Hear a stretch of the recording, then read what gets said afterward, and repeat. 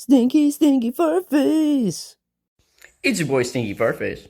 Today we're going to be learning how to put a short license plate holder in place of this gigantic license plate holder. The first step you're going to want to do is go out and get one of these motorcycles. The second step is you're going to use the key for the ignition right down here. And when you unlock this, boom, the back part of the seat would pop off. You take it off, then there's these two little screws right here and right here. You take those off and the front seat slides backward, comes off. Mine are already off the bike because they're being reupholstered, so my job's a tiny bit easier. First thing we're going to want to do is take this fairing completely off. There's a couple push button screws. We got one right here. We got two back here, which makes this whole piece slide off. And then on the inside, whoosh, we got one right here, and then same spot on this side. But Stinky Farface, I have no idea how one of these work. Don't worry, I got you, brah. So you take something that's pointy-ish, and you just poke it in until it goes in. Then, whoosh, you slide something underneath that. Boom, and it comes right out. It's hard to do one-handed. Alright, so when you get these two out, there's a little trick of shimmy in this part. Hoo-ah! So you lift it and you slide it forward because these holes right here, you have a little notch. Boom. That once you put in this and you slide it forward, it's kind of locked in. So with this, again, you lift it up, you push it back. There you go. So once you got all the push button parts out, you're going to find an Allen wrench for right here, here on the other side, and then you got two right up here. So underneath the rear seat of the bike is going to be this little place that you took out this tool bag from. In the tool bag, you're going to have this Allen wrench that fits on like 99% of the bolts in this thing. This fits both in this bolt, that bolt, and these as well. Once we got those out, now we need to take this out, and it's on both sides of that same Allen wrench.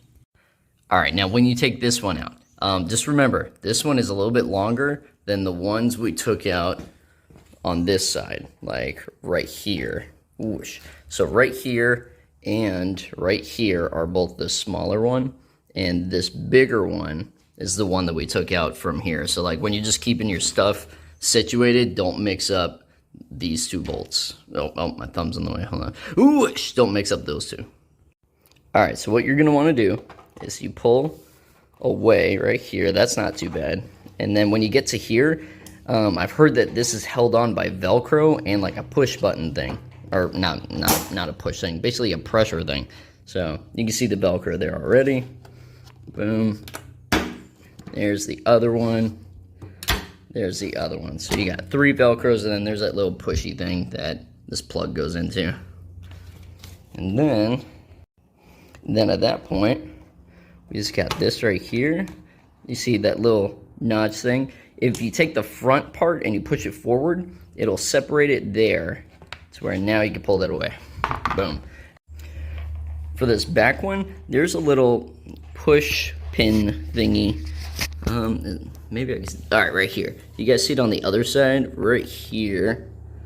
Whoosh. And that's another one where you push in the middle and it pops out, just like we did on the panels right here. It's going to be right there on the back, and then over here on the back of this one.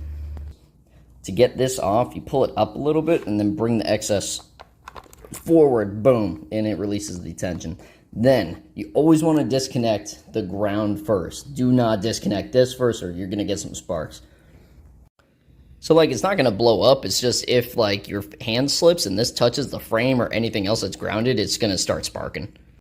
Alright, now we're going to the back of the bike where this thing is being held on by these two bolts, and there's two others on the other side. You're going to use a number 10 on these, and it works to just take it right out. When you take out those bolts from both sides, it's going to be hanging there for dear life because it wants the cable to be detached. So we're going to go over here, and this little section, we're going to lift it up. But you see like how it's got this little square area right here? It's alright. You pull it up, and it just slides right out. Alright, so boom, boom. Oh, man, I got it lifted up now. I just need to pull it. Ah, I got it. Alright, so what I did there, I grabbed that little markered piece button thing, I lift it up and then it slid out. It's much easier to do with two hands. but I'm trying to get this recorded. All right, here we go. All right, so the reason why we don't have to pull this back one is because this one goes to this tail light, and we're not even messing with that. So we've taken apart, these are like, what is this? The turn signals, and then we got one of these is gonna be the lamp for the license plate. So we don't need to take the brake light out. All right, so we got two lines on this side that go down into this hole, and I'm pulling it from this side. So we can just pull these out. And then we got one on this side, and we can pull that out. Now when you're pulling this side out, it's gonna snag a little bit because you see this blue thing? It goes through, oh, let me let it focus. All right, it goes through this little hole right here. So make sure you don't do what I just did and just yank it anyway. Ugh. Good, once you get it through that little area, it's super easy to then pull it out completely. And make sure when you're doing that you don't accidentally drop this. Other tutorial videos say to disconnect those wires first so you don't get in there, and I'm kind of agreeing with them. So now we need to play mad scientist and take this apart so we can get the cables out and reuse them in the new setup.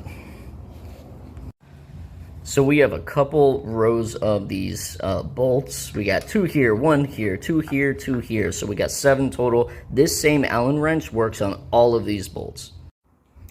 All right, so when you take all those bolts out, it will unfold to look something like this. And then we got 2 Phillips heads, and the whole thing should slide off. All right, so you're gonna lift this part off, and then right here, it's gonna slide back from these little grooves. So you lift that up, you pull it back, boom, and this whole section comes off of this. So a number 8 socket will take out these side lamps, and then you got 2 Phillips heads right there. When you take those out, these should slide right out. All right, when you get those screws out, you're gonna go to this part, and this solid black piece on the top is on top of this boot. There's no way you're gonna be able to slide this whole thing forward with it, so this top piece actually slides up like this. And you just pull it up. Ooh, it's hard to do with one-handed, but you see it's already lifting up. You're gonna pull that up and then it'll loosen. All right, when you got it pulled up far enough, boom, comes out, and now you have free reign to pull that thing through. So this kit comes with its own, like, license plate light, but you have to do some wiring work. But let's say you want to use the hardware that was already on your bike, so you got to cut no wires. So you're going to use the same 2 Phillips screws that you took off of this, but then you're going to find, I have a bunch of these just laying around, and I found one, it's a size 8, and it fit on these pretty good. So then when we mount it right here, boom, it's going to go right there. You're going to feed this wire through the middle hole right there, and then you're going to put the screw with the fastening thing right here on both sides. All right, so after you got the license plate light hooked up, you're gonna go back to these side mirrors. And the important thing to remember is the orange one is the left one and the blue one is the right one. All right, so for the left one, we're gonna feed it through this hole. But before we do that, we need to get this rubber boot off of this side. And it's just taking that out, pulling it like that. And then you're gonna mount it in there. And then you're gonna use this stock equipment. You're gonna feed this line through this hole first. It's gonna be, which one is that gonna be? Boom, boom. All right, you're gonna feed it into this right one. So it's gonna be the one where it kind of narrows off. And then you put this in to lock it in place, and then the screw goes in this hole.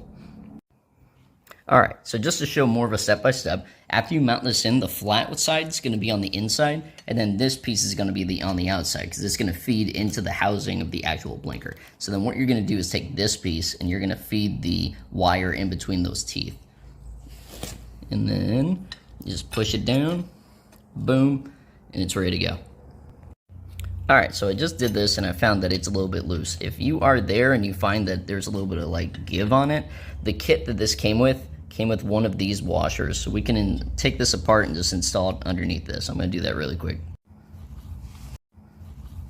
All right, so far this little washer has been the biggest pain in the butt. I found that if you put it in place, then you feed that rubber piece through, it makes it a little bit easier. Remember that the narrow piece is on the inside, and then the rounder, bigger piece is on the outside. After you do that, you're going to slide this back in, boom, like this. And then now that provides a strong base for you to fit the bolts right in there. And then once you're done with that, you're going to repeat that on the other side. Now you're going to come back to the bike, and we're going to be feeding the wires through. So we have two of them. We're going to take the left lamp and the license plate lamp.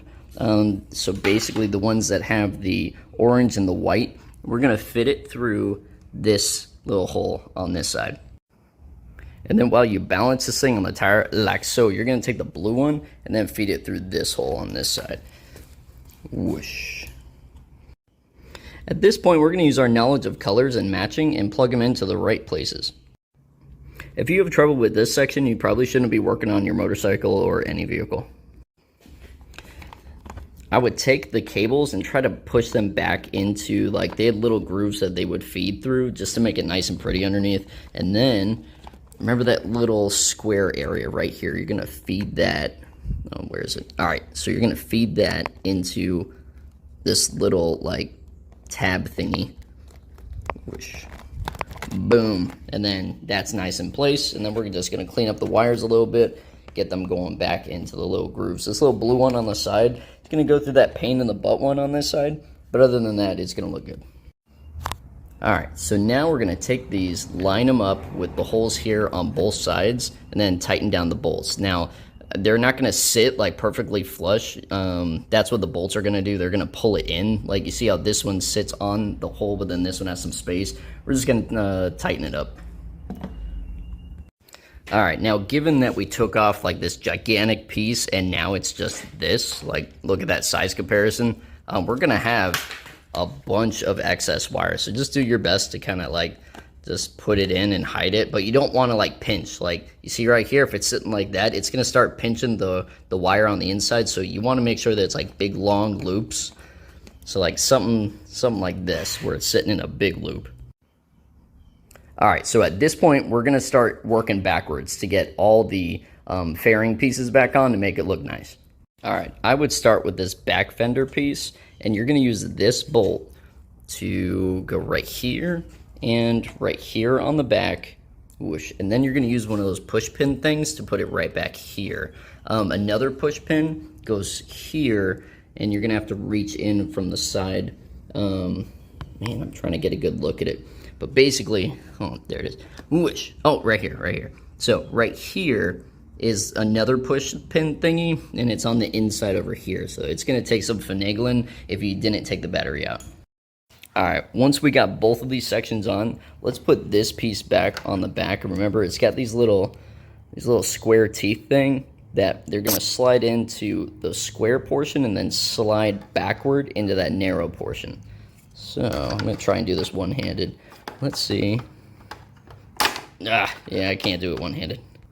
All right, that was a bit of a pain in the butt because like once I got one in and slid it forward, it didn't do the other one, and then I kept having to go back and then, all right, long story short, this is going to be a little bit of a pain in the butt. But then after you get that, you just push those in, and then boom, you got the back done, you got the sides done. We just got to do this front little fender part.